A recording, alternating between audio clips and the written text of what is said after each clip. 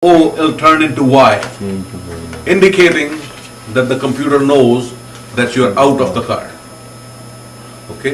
At this point, you can go, use the washroom, buy yourself a coffee, but while you're gone, for example, if let's say you are third in the 14 area, I'm one, but I'm assuming I'm third in the 14, I decided to go for the washroom. If 4 orders come in the 14 while I'm gone, it will give out all those 4 orders. But it will hold my position.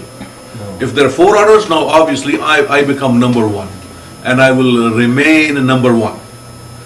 Until I get back to the car, it will keep dispatching orders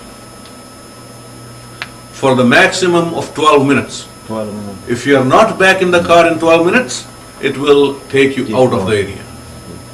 Okay. Now when you return from the washroom to your car, you will tap a couple times on the screen, make sure it makes a good sound, it knows. And when we are up and running, this O will turn back into N. It's not right doing now, it's sort of training mode. So you won't see it now, but it will turn back into no. Next button is scan, Y and N. This button is irrelevant, we don't use it. It's just there, it has a purpose but not in our company. Next button is log in/X. This button is there basically for the people who drive shift work and they have to park at 4 o'clock, but they know that 4:15, 4:30, 5 o'clock another driver is coming on. So at that time it's a good idea not to shut your computer. But it's a good idea to log out. Now what happens when I push log out, my shift is over, I'm parking the car, I would push this log out, says a signing off. Now it has reported to the computer that Paul Singh, which is me, is not driving that car anymore. The next person who comes in must put their own ID. If you forget to log out and somebody else drive your car with my ID, if I did something, if that person does something wrong, you are responsible for it. So in order to protect your ID, you log out. Now when the next driver comes in, when he pushes the button, it will log that driver in. For example, I'm the new driver now, start my shift. I don't have to power the computer on or do anything. I will push the button, it'll ask me for my login ID. Number 2 or whatever your ID is, and you would push enter, it says signing on. And a few seconds later, after confirming that you are allowed to drive in the company, it'll come back with a message, signed on successfully. Now the Nightman is working. You can look at your old orders. Right now there are no old orders, so it's empty. As you can see, end of record reach, there is none. Then it will come back to the main screen. Yeah, this part. No, I'll go back to jobs. What is this button for? This button is if you want to look at your previous jobs, the work that you have done previously. Right now it's empty, you haven't done anything.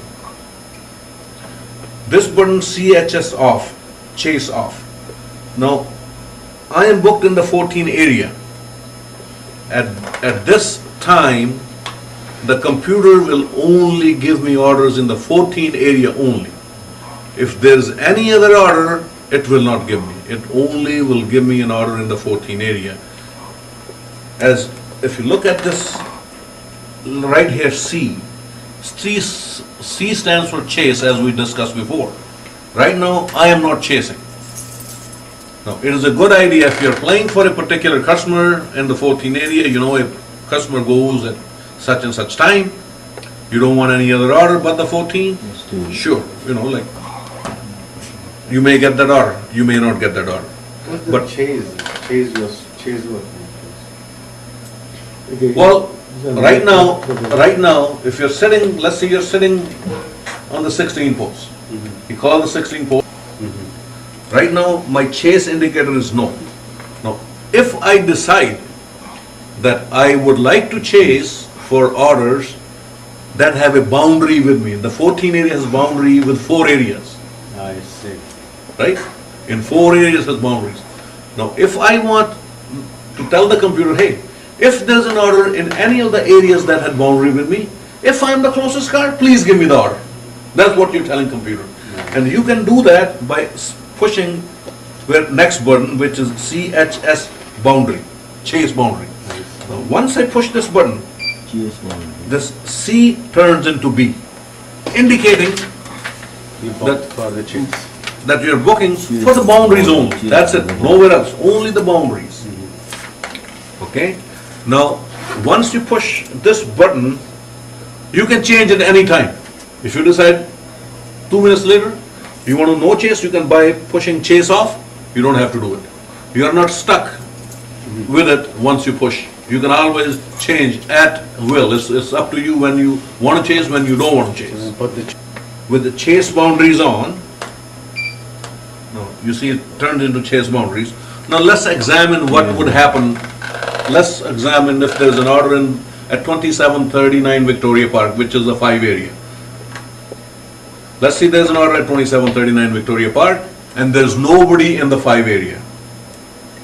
This computer at the office will automatically check the boundaries that exist in the 5 area to look for the car. Obviously, the closest car to 5 would have to be somewhere around 106, 16, in this. 103, 14. 14 is one of them. Yeah. So what would happen, while you're sitting in your computer, you will hear a very faint sound. Beep, beep. Okay?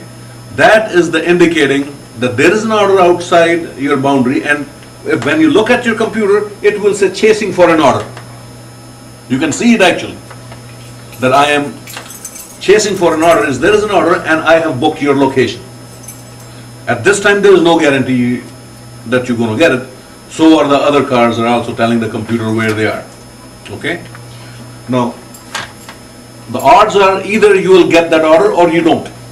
Now, if you do not get that order, this C will automatically turn into no. You have to push it back again to chase boundaries. It will remove you from that. So every time you hear beep beep, small beep beep, you look at the computer, it will tell you there's an order that I have booked for you. And if you get it, you will get it. Otherwise, you got to push the chase boundary one more time.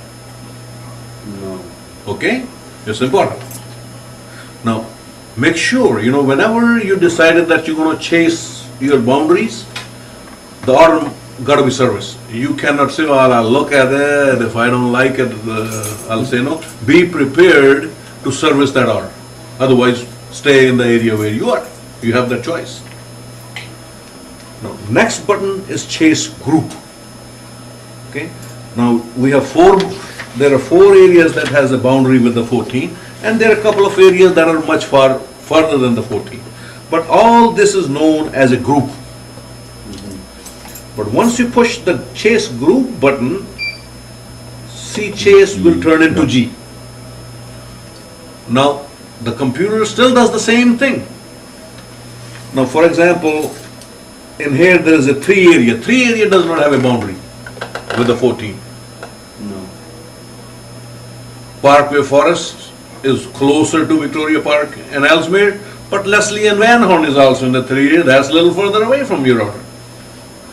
Okay. Now, if let's see there is an order at Don Mills and Shepherd now, and the computer will automatically check that our car around it, who want. If there are none, then it will look for the drivers who have told their computer that they will chase. And if you happen to be the closest car, it will give you the order.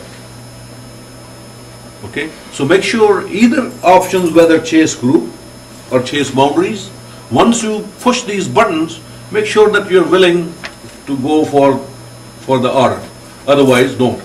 But in my opinion, it is not a good idea during the rush hour and the daytime to chase group. No. Not a good idea. No. But 2 o'clock at night time it is. Oh, yeah. There is no traffic. Use it. So you decide when and how you want to use it. But once you accept it, Once the order is accepted, you have to serve. you have to serve. Push this button, view area. Once I push this button, view area, now it wants to know